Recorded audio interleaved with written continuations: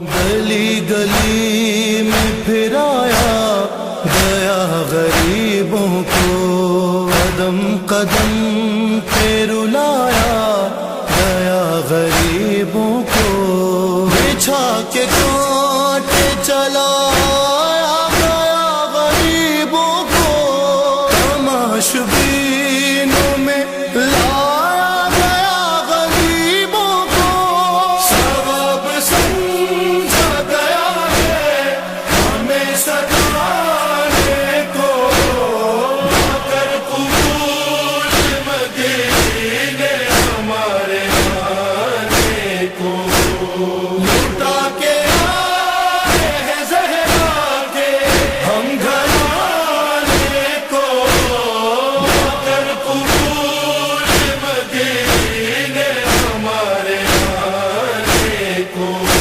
Syria میں پہلی مجلس، باقاعدہ مجلس، وہ تو اہل بیت تو ہر لمحے رو رہے تھے، لیکن باقاعدہ اہتمام کر کے زینب نے بپا کی، یزید سے شرط لگائی نا، پہلی کربلا میں پہلی باقاعدہ مجلس، ماں تو کربلا میں جس وقت سکینہ کے کولے لگ رہے تھے تب بھی وہ یا حسین کہہ رہی تھی، لیکن جو باقاعدہ مجلس ہوتی، صفحہ بچھا کے گھر والے بیٹھے، وہ 40 کے دن زینب لٹے قافلے کو لے کے آئی، 3 دن ہوئے، اور مدینہ منورہ کی پہلی مجلس کے لیے زینب مدینہ پہنچ رہی، رسول مدینہ پہنچے، یہ مجلس کا شروع جملہ تھا، زینب مدینہ پہنچی یہ آخری جملہ۔ ایک بار کربلا سے 3 دن کے بعد یہ قافلہ چلا اور شہر مدینہ کی دیواریں نظر آئیں، ام کلثوم کی زبان پہ بے اختیار فریاد آ گئی، مدینہ تو جدنا لا تقبلینا، نانا کے مدینہ اب ہمیں قبول نہ کرنا، ہم تیرے اندر آنے کے قابل نہ رہے۔ کلثوم تو فریاد کر رہی ہے اور زینب جلال کی عالم میں سجاد سے مخاطب ہوتی ہیں، سجاد اب زینب شہر مدینہ میں نہیں جائے گی، ساری زندگی شہر کے باہر یہیں بیٹھ کر مجاور بن کے گزاروں گی۔ آج بھی مدینے میں وہ جگہ ہے، اگرچہ مدینہ بہت بڑھ گیا۔ سجاد امام ہے، سجاد امام وقت ہے، سجاد امام زمانہ، ہر ایک کو حکم دے سکتا ہے اور دیتا ہے۔ زینب کبریٰ کو کبھی کوئی حکم نہیں دیتے، زینب نے جو کہا امامت سر جھکا کے زینب کی خواہش پورا کرتی ہے۔ شام سے قافلہ چلا تھا، زینب نے کہا سجاد پہلے زندان شام میں اونٹ جائیں گے، سجاد نے اونٹوں کا رخ پھیر دیا۔ چلتے چلتے وہ جگہ آئی جہاں سے 2 سڑکیں جا رہی تھی، ایک مدینہ ایک کربلا، زینب نے کہا سجاد میں مدینہ نہیں جاؤں گی، کربلا جاؤں گی، سجاد نے قافلے کا رخ پھیر دیا۔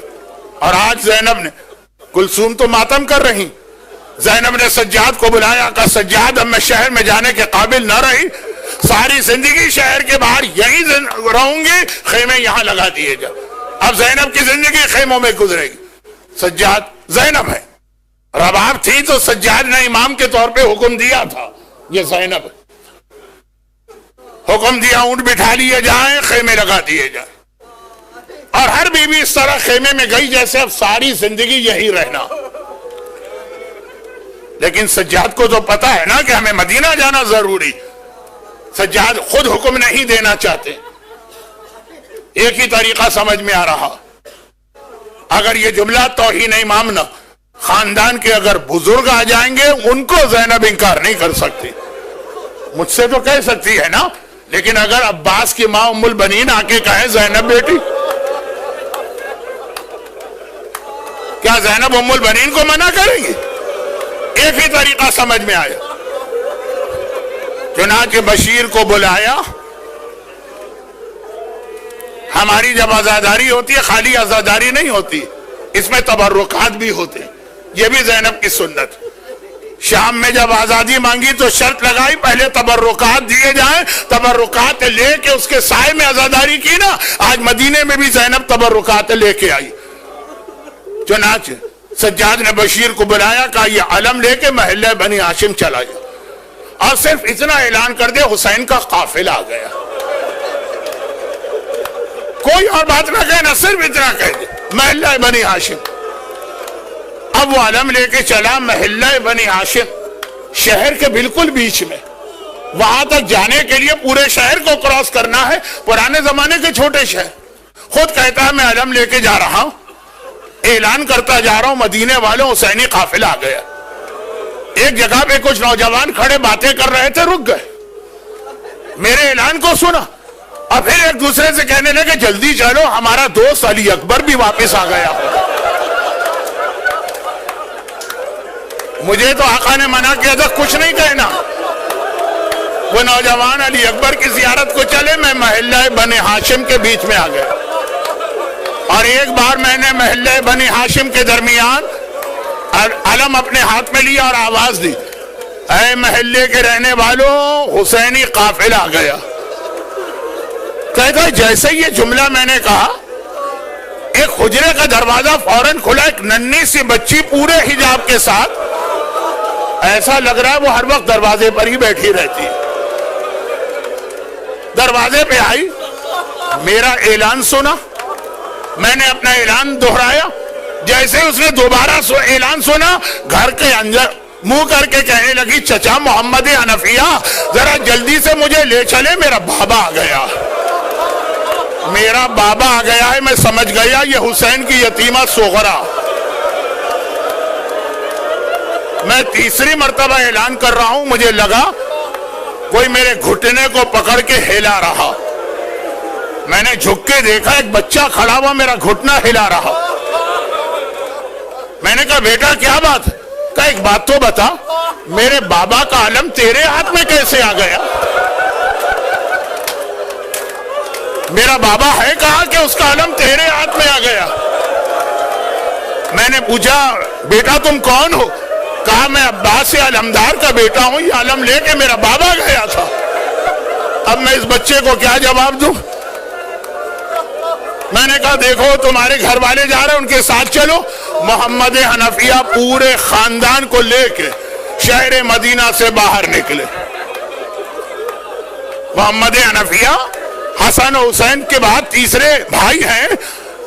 ایک مرتبہ دور سے ہی خیمے نظر آئے، چیخ ماری، میرا آقا مارا گیا، میرا حسین مارا گیا. لوگوں نے کہا کیسے پتا چلا؟ کہا دیکھتے نہیں جتنے علم ہیں سب کالے رنگ کے نظر آ رہے ہیں.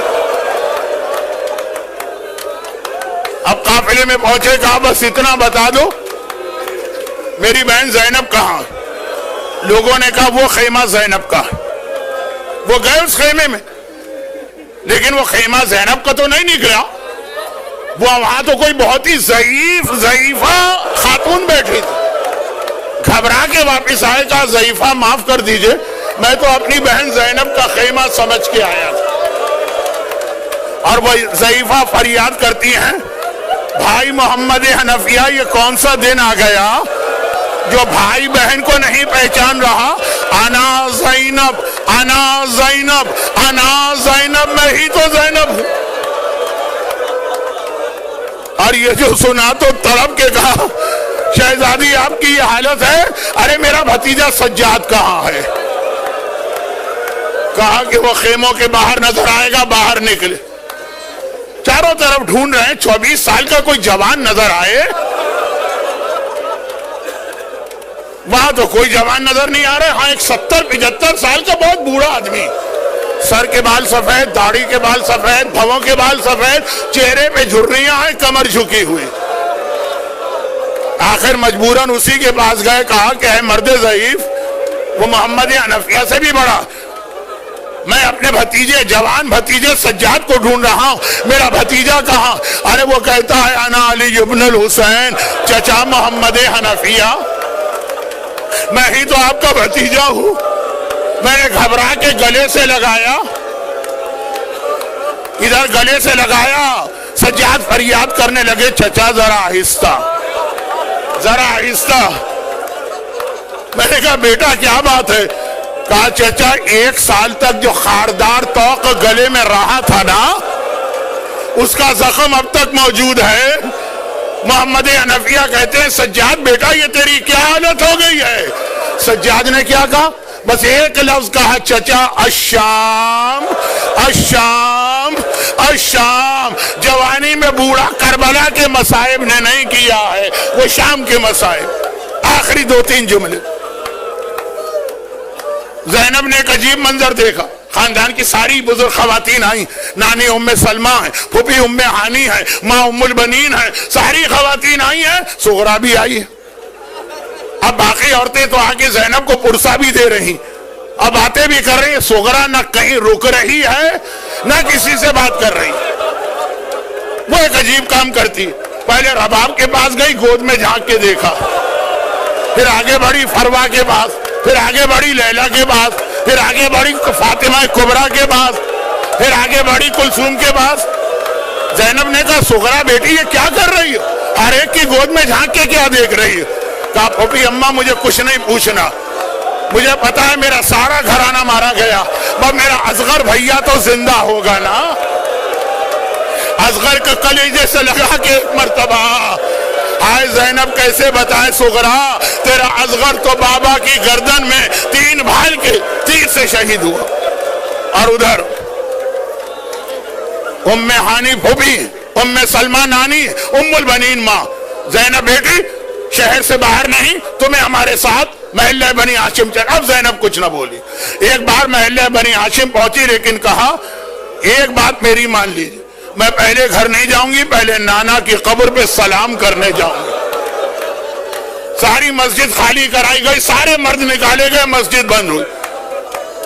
زینب نانا کی قبر پہ پہنچی، کہا نانا اپنی نواسی کا سلام تو لے لے،